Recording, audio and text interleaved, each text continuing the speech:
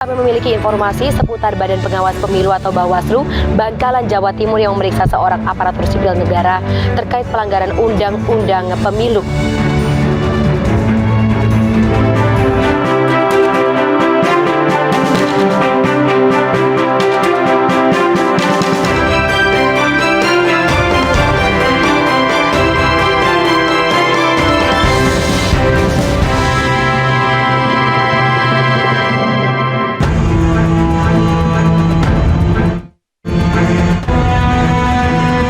Sebuah video yang beredar memperlihatkan beberapa ASN Bangkalan Jawa Timur terlibat sebagai panitia deklarasi pasangan Prabowo Gibran.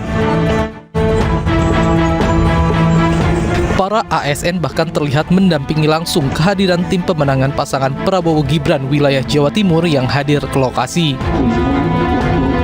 Menanggapi hal itu, Bawaslu Kabupaten Bangkalan sudah mengumpulkan sejumlah bukti keterlibatan ASN yang berdinas di salah satu kantor kecamatan di Bangkalan. Termasuk bukti potongan video dokumentasi saat deklarasi Capres-Cawapres Prabowo Gibran dilakukan. Yang masuk ke kita ada foto, ada cuplikan video, gitu ya, ada identitas, ada SK juga, gitu ya, yang sudah masuk, gitu ya. Tinggal kita melakukan kajian yang diantaranya kita akan meminta keterangan, gitu ya, dari yang terlapor dan beberapa saksi termasuk panwascam kita untuk lebih mendapatkan kejelasan peran ASN tersebut pada saat deklarasi paslon itu sejauh mana. Bawaslu Kabupaten Bangkalan akan segera memeriksa saksi dan mengumpulkan bukti untuk menindaklanjuti keterlibatan ASN tersebut. Dari Bangkalan, Madura, Jawa Timur, Taufik Syahrawi, iNews melaporkan. Ya, sementara itu pemirsa, suara anak muda menjadi salah satu yang menentukan di pemilu 2024. Gimik politik pun dikembangkan di media sosial.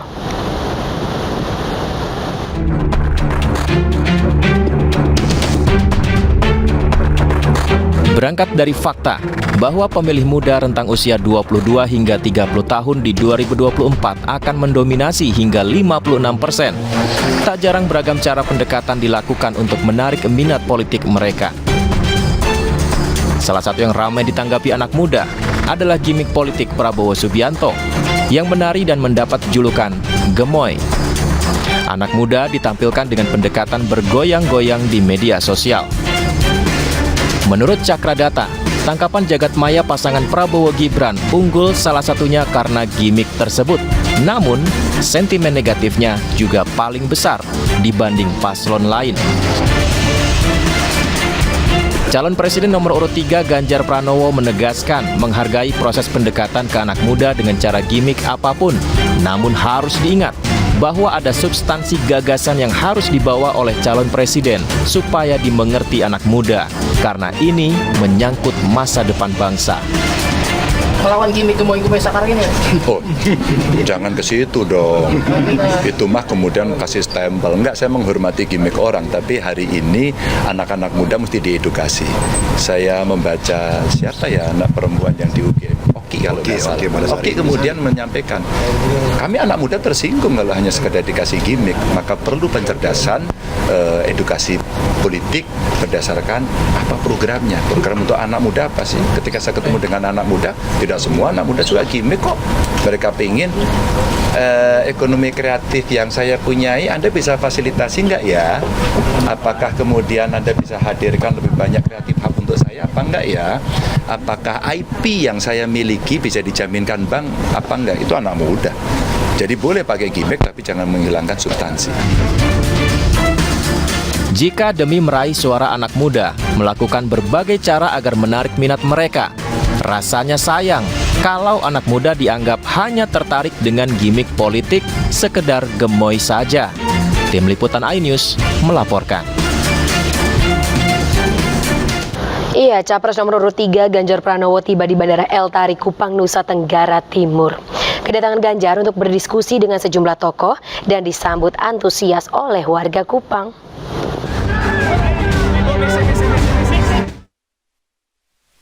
Ganjar Pranowo dan rombongan tiba di Bandara El Tari Kupang sekitar pukul 11.50 waktu Indonesia Tengah. Setibanya di bandara, Ganjar langsung singgah ke Masjid Al-Mujahidin Penfui, Kota Kupang, Nusa Tenggara Timur untuk menunaikan ibadah sholat Jumat. Terlihat Ganjar sempat membuka kaca mobilnya sambil melemparkan salam 3 jari kepada wartawan.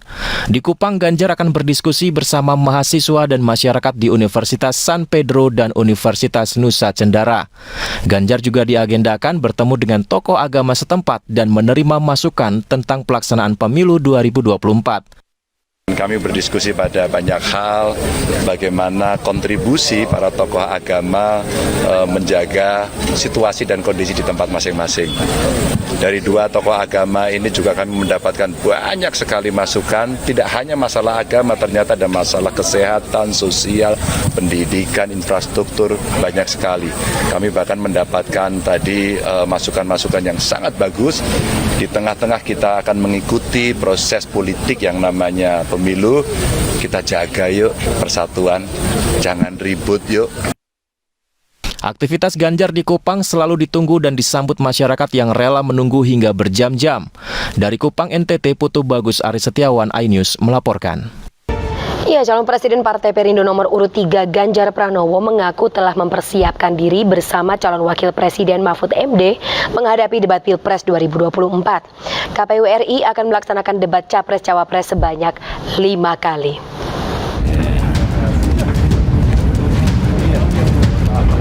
Calon Presiden Partai Perindo nomor urut 3, Ganjar Pranowo mengaku siap mengikuti debat Capres-Cawapres 2024.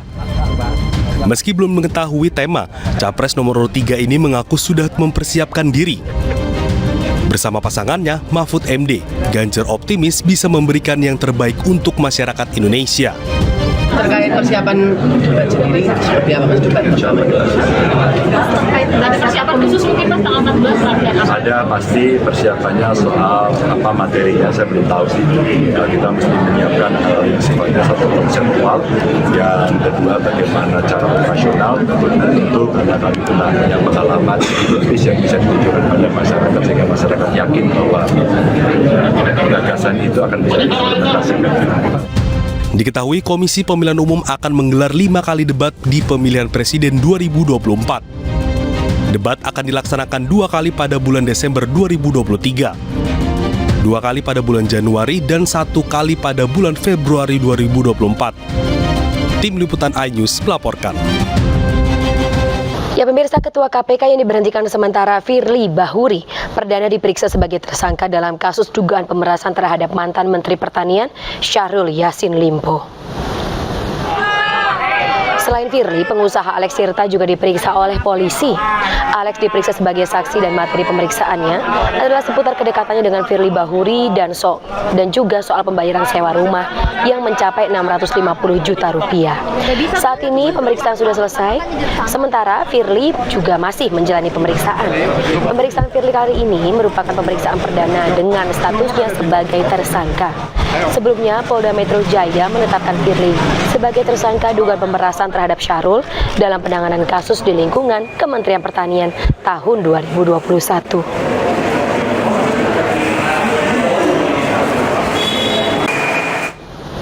Ya, pemirsa, Firly Bahuri sudah diperiksa sejak pukul 8 pagi tadi dan hingga kini pemeriksaan Firly oleh penyidik Bareskrim Polri masih berlangsung.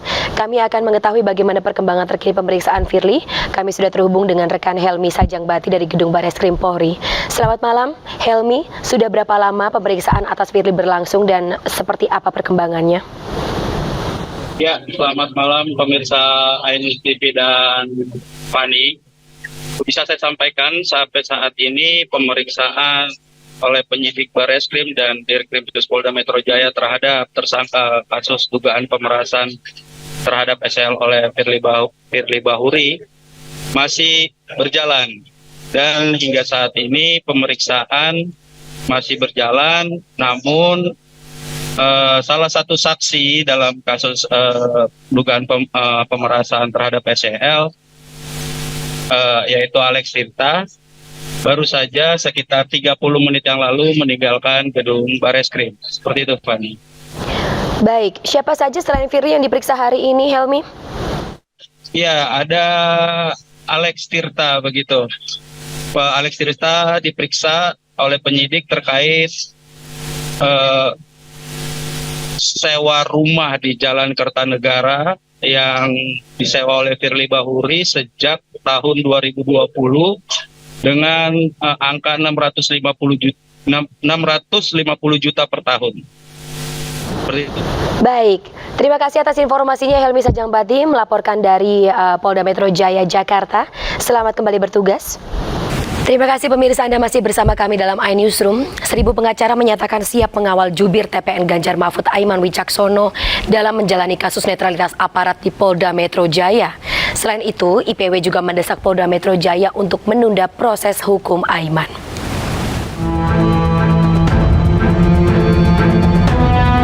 Tim hukum TPN Ganjar Mahfud menyayangkan sikap kepolisian yang mengirim surat panggilan terhadap jubir TPN Aiman Wicaksono pada tengah malam. Menurut Roni Talapesi, waktu pengiriman surat panggilan yang dilakukan pada pukul 11.50 malam tersebut merupakan bentuk dari intimidasi aparat dan bisa mengancam demokrasi. Dugaannya adalah intimidasi. Tentunya dalam hal ini kami sangat menyayangkan, sangat menyesali apabila proses demokrasi yang sedang berjalan ini dan kemudian terkait dengan kebebasan berpendapat dari warga negara Indonesia yang kemudian kalau kita berpendapat apa-apa dilaporin polisi, ini akan mengancam proses demokrasi yang sudah kita bangun selama ini. Meski demikian, tim kuasa hukum berjanji akan tetap mengikuti proses hukum sesuai dengan aturan. Bahkan 1000 pengacara menyatakan siap mendampingi Aiman dalam kasus ini. Sudah banyak pengacara yang bergabung untuk mendukung Mas Aiman Wicaksono. Ada 1000 pengacara yang bersedia untuk menjadi pengacara Mas Aiman Wicaksono. Mereka menyampaikan kepada kami siap berdiri di belakang Mas Aiman, kita akan mendampingi Mas Aiman Wicaksono. Selain itu, Ketua Indonesia Police Watch Sugeng Teguh Santoso mendesak Kapolda Metro Jaya untuk menunda proses hukum terhadap Aiman Wicaksono. Sugeng menilai pernyataan Aiman merupakan kritik sekaligus mengingatkan Polri bertanggung jawab sesuai dengan undang-undang dalam pemilu 2024. Dan untuk mengetahui informasi selengkapnya pemirsa, kami sudah terhubung dengan Wakil Direktur Hukum TPN Ganjar Mahfud Heru Muzaki dan Ketua Pusat Bantuan Hukum Indonesia atau PBHI Julius Ibrani. Selamat malam Bapak-Bapak, saya sapa terlebih dahulu. Selamat malam. Baik, saya ke Mas Heru. Terima kasih. Oke, saya ke Mas Heru terlebih dahulu. Mas Heru, dari TPN sejauh ini apa saja langkah-langkah untuk mendampingi Aiman Wicaksono? Ya, kami sedang menyiapkan administrasi dan dokumen-dokumen untuk persiapan pendampingan dari saudara Aiman.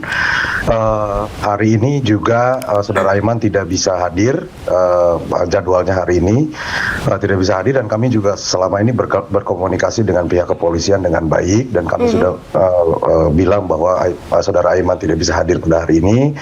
Dan informasi baru yang kami dapatkan bahwa polisi juga sudah mengirimkan surat panggilan untuk tanggal 5 Desember yaitu hari Selasa. Jadi surat panggilan baru sudah kami terima. Oke, tadi alasan ketidakhadiran Aiman apa saja, Mas Heru? Pertama kami masih mengurusi masalah administrasinya, dokumen-dokumennya. Yang kedua juga Mas Aiman memang ada agenda lain yang sudah dijadwalkan jauh-jauh hari sebelumnya. Jadi memang tidak bisa hadir pada hari ini. Oke. Dokumen-dokumen apa saja yang disiapkan?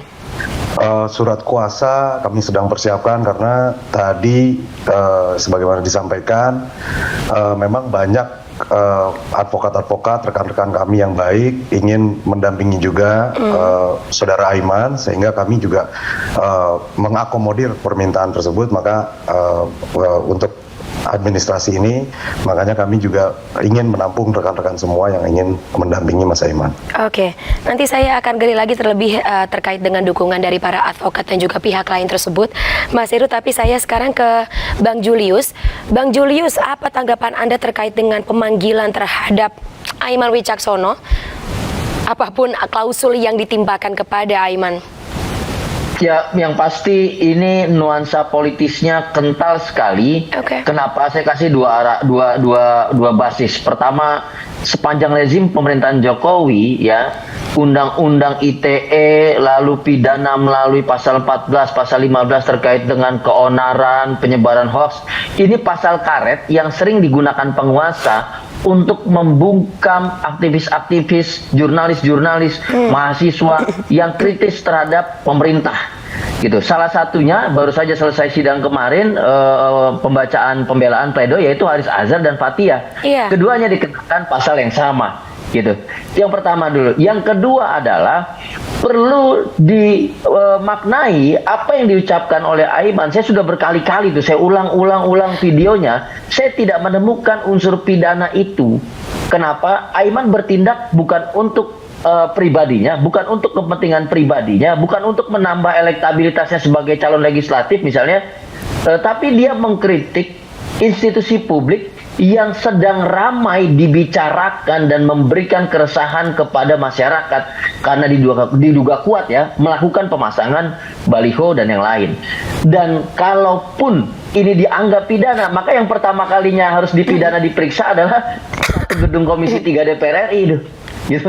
Ya, Trimedia menyampaikan itu, Benika Harman menyampaikan itu, berbagai macam anggota DPR RI mempertanyakan hal yang sama. Ini bagian dari implementasi demokrasi kita. Tidak ada unsur kepentingan pribadi di situ, apalagi unsur pidana. Jadi kan batasannya untuk undang-undang ITE dan keonaran segala macam itu justru adalah kepentingan publik. Once dia kepentingan publik, lalu dia merupakan pembelaan diri pribadi, itu bukan sebuah pidana. Jadi kalau tadi Mas Sugeng IPW bilang tunda, kami bilang gelar perkara dan nyatakan bahwa ini bukan tindak pidana, jadi tidak perlu ditindaklanjuti. Kira-kira itu sebagai pembuka apa nih? Oke, nuansa politis yang sangat kental, terutama menjelang pemilu 2024, kekhawatiran tersebut juga muncul nggak di kepala Bang Julius?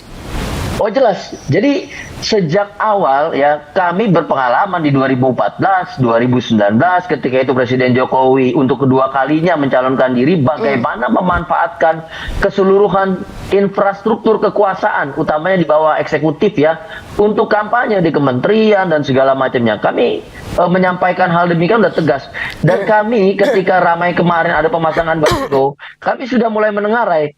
Tahapan awal mungkin terlibat dalam pemasangan instrumentasi alat peraga kampanye atau alat sosialisasi, lalu mengerahkan pasukannya untuk menggalang suara, dan yang ketiga menggunakan kewenangan intinya, tupoksinya untuk menyerang pihak lawan di luar apa yang didorong oleh pihak kekuasaan, dalam hal ini berarti Presiden Jokowi, yaitu dengan cara kriminalisasi gitu. Jadi ini penting untuk dipegang. Statement tegas dari Jaksa Agung, saya harus katakan gitu karena contohnya ada ya.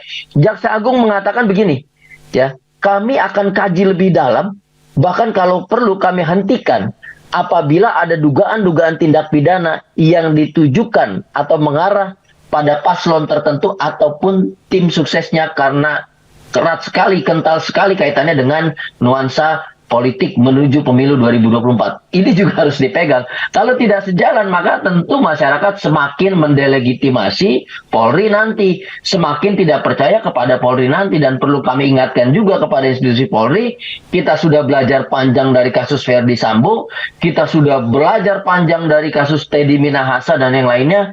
Tolong dijaga institusi yang betul-betul dicintai masyarakat dan langsung berada di tengah-tengah masyarakat ini, yaitu Polri. Gitu, Fani.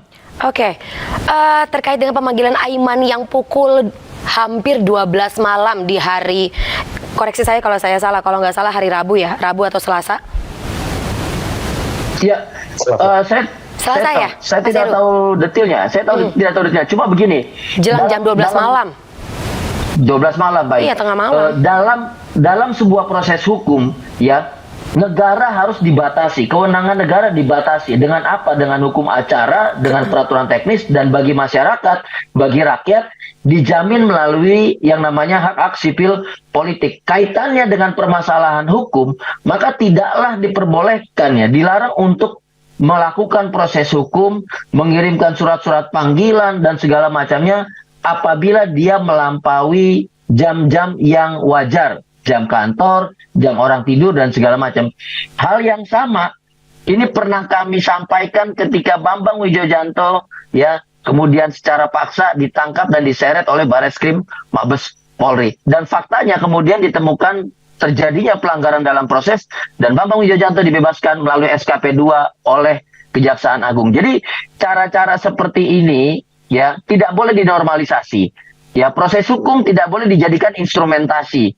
Tupoksi yaitu kriminalisasi tidak boleh dimanfaatkan untuk kepentingan politik. Ini yang bahaya. Jadi kalau tadi kita lihat ada kejanggalan-kejanggalan hukum acaranya sampai tengah malam padahal kami belum lihat ada urgensinya apa. Bahkan kami melihat ini bukan pidana. Ini tentu harus dihentikan, tentu harus di-stop. Dan perlu kami tegaskan, ini tidak hanya berlaku bagi jubir TPN Ganjar Mahfud, yaitu Aiman gitu. Ini berlaku juga pada seluruh jubir-jubir paslon 1, paslon 2, dan yang lainnya. Jadi yang seperti ini, pasal karet, lalu pelanggaran hukum acara dan prosedur, tidak boleh diberlakukan karena nuansa politisnya kental sekali dan tentu delegitimasi publik akan dihadapi oleh institusi Polri ke depannya kalau masih diproses seperti ini. Gitu, Fani. Oke. Kalau gitu saya kembali ke Mas Heru. Mas Heru, dengan janggalnya situasi terutama yang menimpa Aiman, pemanggilan tengah malam, kemudian juga alat-alat bukti yang dirasa tidak cukup, apakah ini juga menjadi materi dari administrasi yang sedang disiapkan oleh tim hukum TPN? Ya, betul. Jadi kami juga kan mempersiapkan argumen ya. Kami juga punya argumen mengapa gestur-gestur seperti ini yang dilancarkan kepada Mas Aiman mengarah kepada dugaan intimidasi ataupun hal-hal yang tidak wajar lainnya. Nah, ini juga kami siapkan sebagai suatu argumen yang nantinya akan kami beritahukan dan akan kami argumenkan kepada pihak kepolisian. Begitu. Oke, tapi tidak jadi sebuah kritik sendirikah dari TPN terkait dengan bagaimana proses hukum berjalan ketika hak-hak warga yang dianggap menyampaikan kritik tapi kemudian dipanggil dan juga proses pemanggilannya, SOP pemanggilannya tidak sesuai dengan aturan hukum yang berlaku? Ya, pasti ini sangat meresahkan dan meresahkan kami ya, bukan hanya sebagai TPN tapi juga sebagai warga negara. Tadi sudah disampaikan Mas Julius bahwa ini bukan hanya soal Aiman, ini bukan hanya soal TPN Ganjar Mahfud, tapi ini keseluruhan warga negara Indonesia yang mempunyai hak untuk membela dirinya di depan hukum. Ketika dilakukan intimidasi seperti ini, maka kami berteriak gitu, bukan hanya sebagai TPN Ganjar Mahfud tapi juga sebagai warga negara gitu. Siro. Saya kembali ke Bang Julius. Bang Julius, sebenarnya kan di awal bahkan sebelum ketika kampanye ini dimulai, narasi politik riang gembira, politik yang lebih fun terutama kalau kita membandingkan dengan atau mengkomparasi dengan tahun politik 2019 kan cukup digaungkan. Tapi dengan adanya dinamika atau momen-momen kejadian seperti ini, apakah tidak jadi semacam noda atau ya lagi-lagi tidak sesuai dengan narasi yang tadinya digembar-gemborkan itu? Ya, narasi untuk kampanye sih bebas-bebas saja menurut saya ya, karena bisa dibilang narasi politik riang, politik santai itu justru menegasikan bahkan mengeliminasi fakta bahwa negara kita sedang tidak baik-baik saja. Bagaimana kita bisa bersantai ria, bagaimana kita bisa berjoget-joget ria, itu berbahaya sekali. Di depan mata saya, masyarakat miskin masih membutuhkan bantuan hukum, mereka berhadapan dengan hukum, mereka dikriminalisasi, rekan-rekan saya para aktivis menghadapi ancaman-ancaman pemenjaraan, Rocky Gerung dan segala macamnya. Itu justru situasi kritis yang harus kita keraskan, kita kencangkan kepada setiap paslon di dalam pemilu 2024 nanti. Jadi jangan bernarasi fiktif politik santuy riang gembira seperti bermain-main. Ya mungkin karena usianya masih terlalu kecil jadi masih semangat bermain-main. Saya tidak sepakat dengan itu, Fani. Negara kita sedang berada dalam ancaman kriminalisasi demi kriminalisasi aktivis masih ada di depan mata, dan sekarang jelas sekali bahwa ada ancaman juga bagi pemilu 2024 kita, di mana kriminalisasi ini dijadikan instrumentasi. Nah, yang harus dipikirkan adalah bagaimana ya KPU ini, lalu Bawaslu ini, lalu Polri, TNI juga bicara soal netralitas. Ini kata kunci yang penting. Netralitas tidak boleh dipandang hanya sebatas tidak memilih, tidak berkampanye, tidak pasang baliho saja, tetapi juga tidak boleh menggunakan tupoksinya, menggunakan kewenangannya secara serampangan yang kemudian justru mengancam demokrasi itu sendiri, yang justru mengancam hak-hak dasar warga negara yang merupakan hak asasi sipil untuk bicara kritik terhadap pemerintah. Gitu. Ketika pemilu usai, maka kritik-kritik ini tidak boleh terus dibungkam. Artinya kalau persiapan pemilu ini kritiknya dibungkam, bagaimana nanti setelah kita pemilu, bagaimana nanti setelah kita selesai berdemokrasi, maka tentu kalau diawali dengan pembungkaman kritik, maka kepemimpinannya juga akan melanjutkan pembungkaman kritik itu sendiri, Fani. Jadi ini tidak boleh dipandang sebagai hal yang sederhana, tidak boleh lucu-lucuan. Kami tegas, satu warga negara dikriminalisasi karena mengkritik pemerintah merupakan pengorbanan terhadap ribuan bahkan jutaan hak dasar warga negara lainnya. Saya perlu ingatkan juga, Fani, PBHI membuka posko dugaan pelanggaran netralitas aparat TNI dan Polri. Dan ketika melapor kepada PBHI dan kami ingin menindaklanjuti secara formal agar kami dapat serahkan melalui kanal yang resmi yaitu Bawaslu, satu hal yang menghalangi masyarakat untuk berani memberikan surat kuasa kepada PBHI dan kemudian melaporkan adalah satu kata, yaitu kriminalisasi.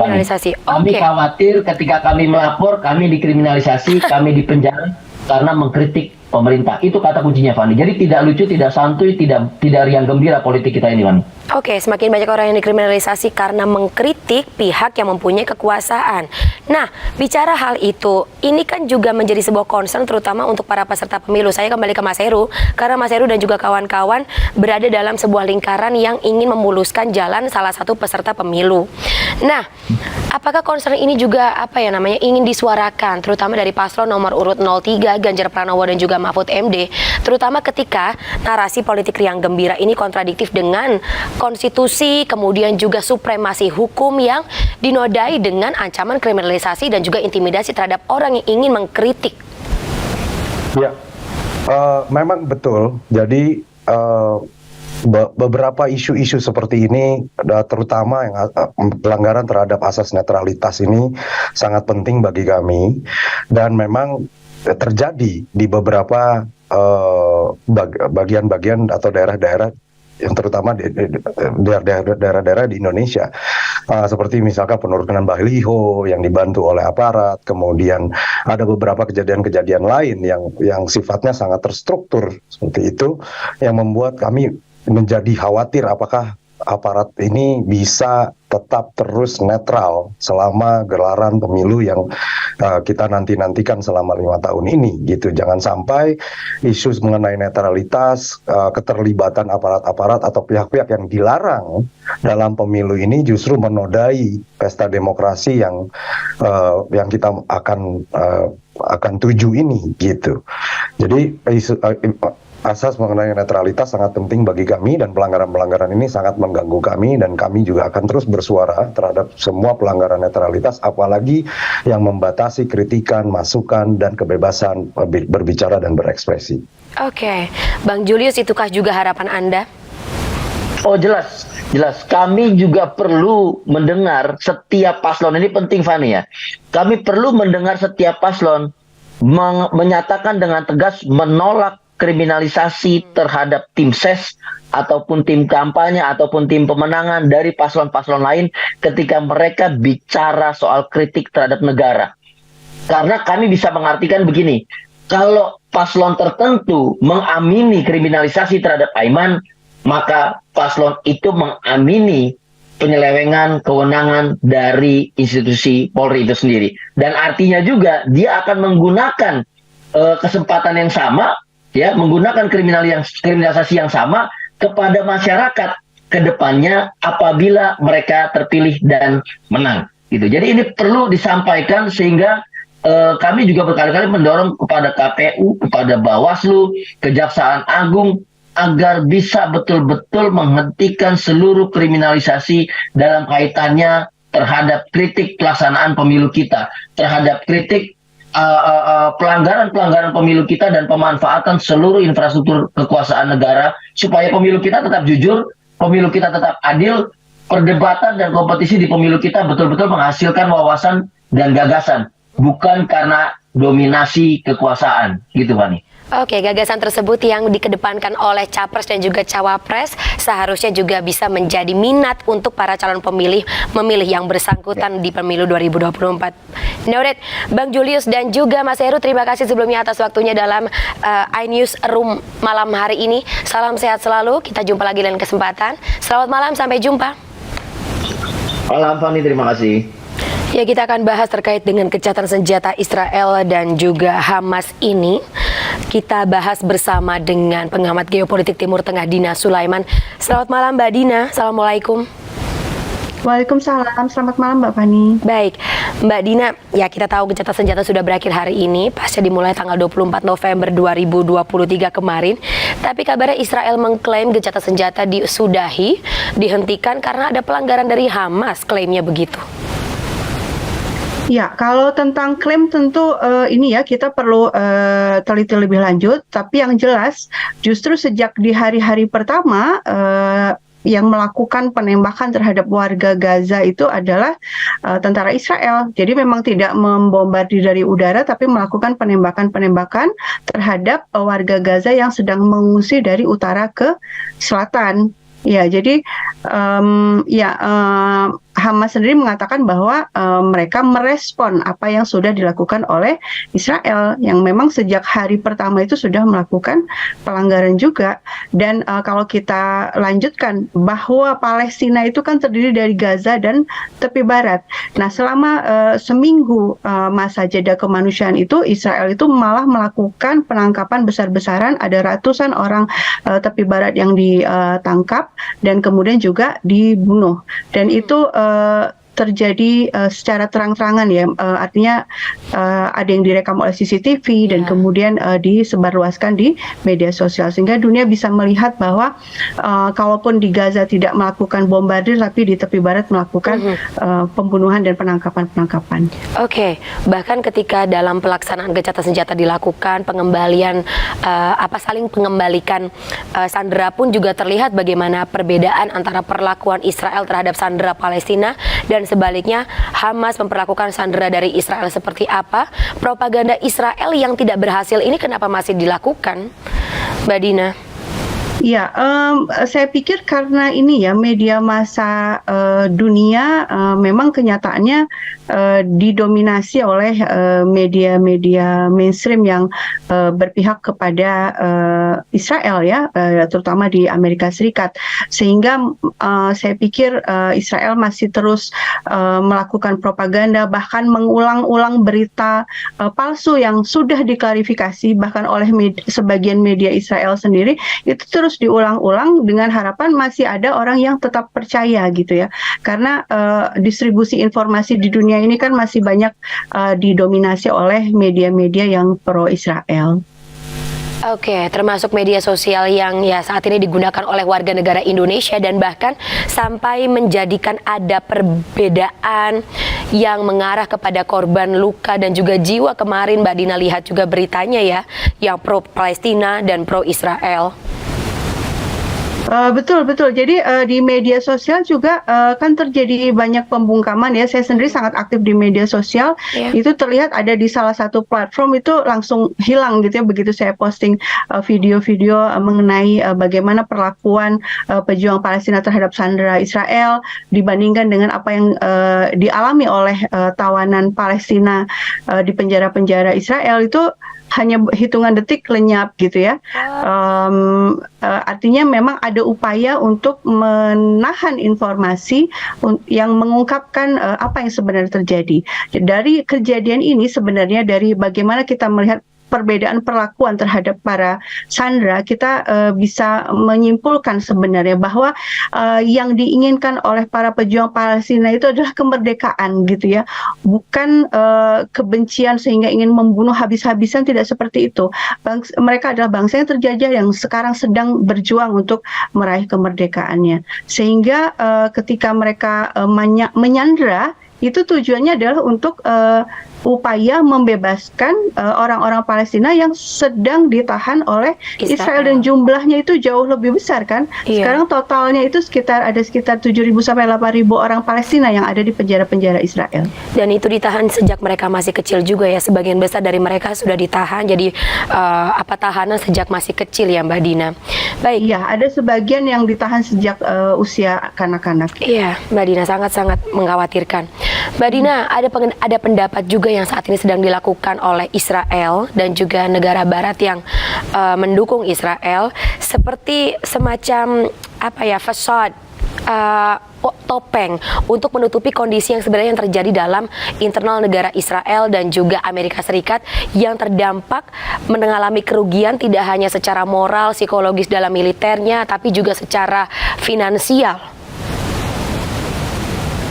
Iya, memang pada akhirnya ini ya tindakan Israel ketika masih melanjutkan pengeboman terhadap Gaza mulai hari ini pagi ini waktu Gaza itu tidak bisa dilepaskan juga dari pertimbangan politik dalam negerinya juga. Israel sekarang ini sedang banyak mengalami masalah, terutama masalah ekonomi.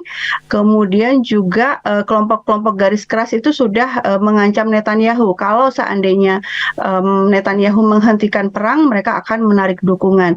Dan Netanyahu sendiri juga punya kepentingan untuk mempertahankan kekuasaannya dan seterusnya. Kemudian juga Amerika Serikat sekarang ini juga mengalami kondisi ekonomi yang sangat sulit, terutama pasca perang ini ya, perang Rusia versus Ukraina, di mana Amerika Serikat menggelontorkan uang yang besar-besaran kepada Ukraina. Lalu juga Eropa yang juga mendukung Israel itu juga mengalami kesulitan ekonomi akibat perang tersebut, perang Rusia Ukraina.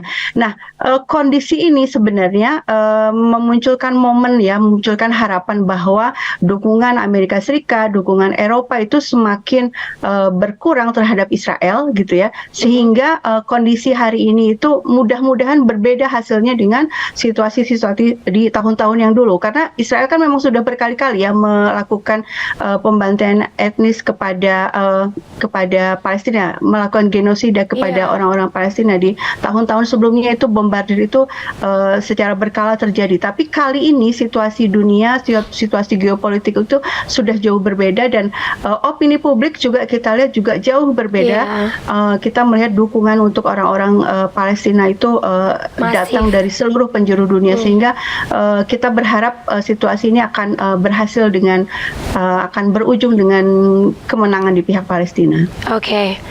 Ya, semoga itu yang didapat dalam waktu. Ya, kita tidak bisa mengharapkan itu dalam waktu dekat, tapi tentu saja perjuangan tersebut tetap harus dilaksanakan ya Mbak Dina. Tapi perjuangan itu juga dilaksanakan, sedang dilakukan juga dalam forum-forum internasional. Menlu Retno Marsudi juga bahkan saat ini sedang berdialog terkait dengan resolusi DKPBB. Tapi pertanyaannya, akan seefektif apa resolusi tersebut? Iya. Kalau resolusi itu kan bahkan sejak tahun pertama Israel dideklarasikan tahun 1948. Israel dideklarasikan Mei 1948. Desember 1948 itu PBB sudah mengeluarkan resolusi nomor 194 yang menyatakan bahwa orang-orang yang diusir oleh Israel dari tanah dan rumah mereka itu berhak untuk kembali. Jadi Israel itu berdiri dengan cara pengusiran-pengusiran dan bahkan pembunuhan-pembunuhan di antara tahun 47 sampai 48 yang disebut Nakba itu. Nah, itu sejak Desember aja sudah ada resolusi dari PBB yang meminta Israel untuk memberikan hak untuk kembali kepada orang-orang Palestina yang terusir itu. Tapi kan tidak pernah dilakukan. Dan selanjutnya sampai beberapa waktu yang lalu itu resolusi itu sudah nggak kurang-kurang lah yang dikeluarkan oleh PBB, tapi kan tidak ada yang dipatuhi oleh Israel. Nah, sekarang jadi pertanyaannya adalah mengapa Israel dibiarkan untuk seolah bebas dari hukum internasional gitu, seolah melakukan bebas melakukan berbagai pelanggaran hukum internasional tanpa ada sanksi apapun. Artinya di sini ada sisi lemah dari PBB ya, gitu ya. Ada kelemahan PBB yang tidak bisa menjamin keamanan, menjamin kemerdekaan umat manusia. Salah satunya penyebabnya tentu saja kita sudah banyak yang tahu bahwa ini adalah karena hak veto dari Amerika Serikat yang memang selalu menghalangi adanya resolusi yang berdampak. Ya, kalau hanya sekedar mengecam atau mengkritik itu kadang-kadang masih diloloskan, tapi resolusi yang berdampak. Contohnya apa? Di Libya dalam tahun 2011 itu ada tuduhan melakukan kejahatan kemanusiaan. Itu dalam waktu hanya sebulan itu Dewan Keamanan PBB bisa meloloskan resolusi yang memberikan mandat kepada NATO untuk melakukan tindakan yang menggunakan power ya untuk menghentikan kejahatan kemanusiaan itu yang dituduhkan itu gitu. Padahal hanya sebulan dan belum sempat ada penelitian waktu itu secara seksama. Nah, ini sudah 75 tahun berjalan ya penindasan yang dilakukan oleh Israel kepada orang-orang Palestina, tapi mekanisme intervensi kemanusiaan yang sebenarnya dimiliki oleh PBB itu belum juga dilakukan. Nah, ini karena yaitu ada hak veto dari Amerika Serikat itu. Nah, harapannya kepada siapa sekarang? Tentu harapannya adalah kepada masyarakat sipil. Kita harus terus bersuara, terus menyuarakan dukungan kepada Palestina dan mengecam Israel atas kejahatannya terhadap orang-orang Palestina, dan opini publik ini ketika semakin membesar gitu ya, terutama kalau juga didukung oleh tekanan dari level negara ya. Jadi pemerintahan-pemerintahan yang punya power itu juga melakukan tekanan. Nah, itu yang bisa memaksa Israel untuk menghentikan kejahatannya di Palestina. Nah, itu juga yang kita tunggu ya. Negara-negara di dunia tidak hanya sebatas melakukan diplomasi dan resolusi yang sebatas mengecam saja atau menyerukan saja, tapi juga ada resolusi yang memang implementatif yang betul-betul bisa menghentikan kejahatan tersebut. Misalnya kompak menghentikan ekspor barang-barang yang krusial misalnya terhadap Israel. Baik, ya, Mbak Dina. Hal-hal semacam yang dan hal-hal lainnya ya, terutama dari pihak-pihak atau negara-negara yang juga sama-sama pernah merasakan bagaimana sulitnya melepaskan diri dari bentuk penjajahan yang juga saat ini dialami oleh warga atau masyarakat Gaza Palestina. Terima kasih Mbak Dina atas waktunya, atas insight-nya dalam iNewsroom malam hari ini. Sehat selalu Mbak Dina ya, kita ketemu lagi lain kesempatan. Sampai jumpa. Baik. Assalamualaikum. Baik, makasih. Sama-sama.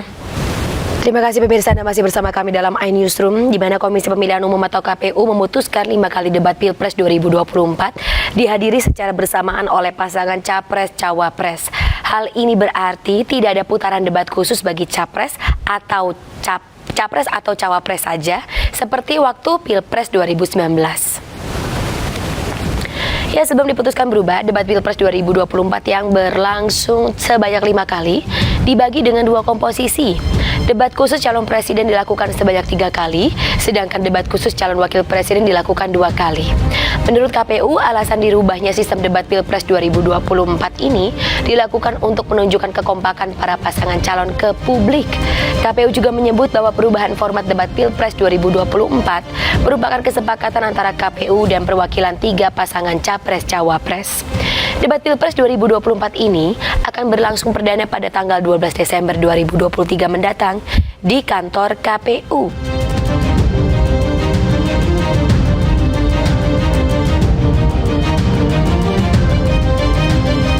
Iya, pemirsa, KPU mengubah format debat Capres-Cawapres 2024 dengan meniadakan debat khusus Cawapres. Debat Pilpres 2024 yang terbagi dalam 5 sesi akan dihadiri langsung oleh Capres-Cawapres. Kita bahas lebih dalam bersama dengan peneliti Komite Independen Sadar Pemilu Iqbal Khatami malam hari ini. Mas Iqbal, setujukah dengan keputusan KPU ini? Baik, tentu kita menilai ini tidak logis karena di saat atmosfer publik yang besar terhadap pemilu 2024 terlihat dari banyaknya forum-forum adu gagasan capres-cawapres yang diciptakan sejak sebelum kampanye kemarin. Namun di saat bersamaan KPU justru mengubah format debat tanpa menghadirkan sesi debat cawapres. Ini tentu akan menimbulkan banyak pertanyaan publik terhadap KPU, dan ini tentu tidak logis karena siogianya capres dan cawapres adalah satu kesatuan atau satu paket yang seharusnya keduanya dapat dikenal publik secara lebih mendalam, terutama dalam hal gagasannya. Apalagi ketika kita berkaca 2019, debat cawapres itu diadakan, dan ini membantu publik untuk mengenal lebih jauh seberapa dalam, seberapa jauh perang yang akan dijalankan oleh para cawapres ini nantinya ketika terpilih.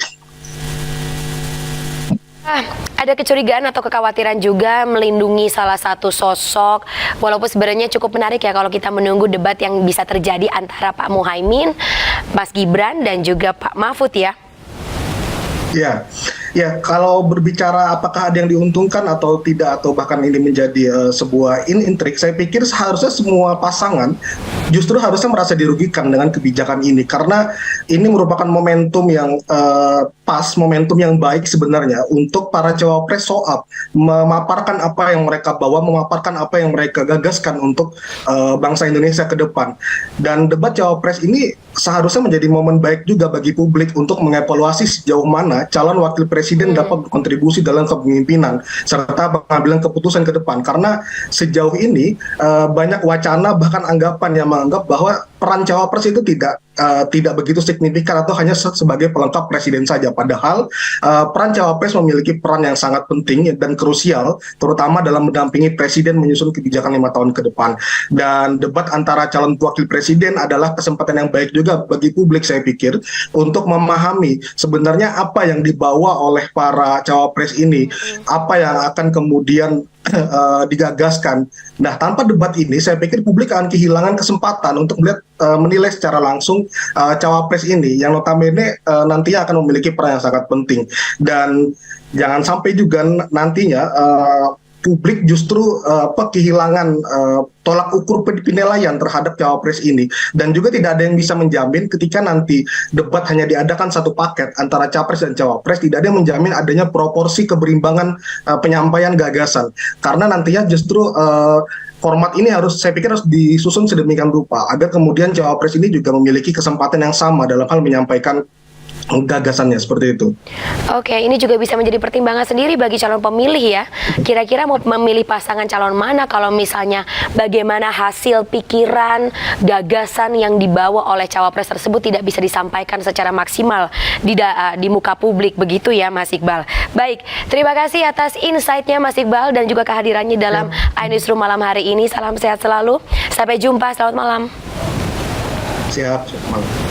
Ya, pemirsa, sempat surut namun ketinggian air kembali menggenangi permukiman Kebonpala, Jatinegara, Jakarta Timur. Sejumlah personel kepolisian dikerahkan untuk membantu warga agar dapat beraktivitas di tengah banjir. Dan informasinya sekaligus menutup jumpa kita dalam iNewsroom hari ini. Saya Fani Imanir pamit. Terima kasih. Sampai jumpa.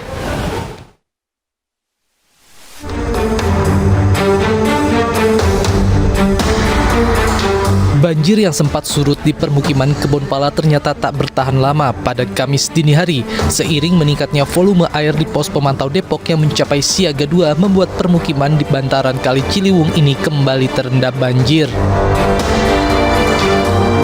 5 RT di permukiman ini terendam air mencapai 1 meter lebih. Sejumlah personil polisi disiagakan untuk membantu warga beraktivitas menerobos banjir. Mereka mengangkut warga yang ingin melintas melewati banjir dengan menggunakan perahu karet.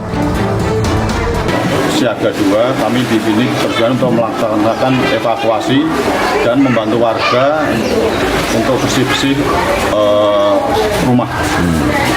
Ini artinya dari semalam ini anggota sudah diterjunkan ke lokasi atau seperti apa, Bang? Dari semalam kita sudah diterjunkan. Siap. Ya, mengingat dapat informasi Katulampa sudah siaga 2, kami langsung terjun ke lokasi. Hingga saat ini belum ada warga yang mengungsi karena lokasi ini merupakan kawasan yang rawan terendam banjir bila Kali Ciliwung meluap. Tim Liputan iNews melaporkan.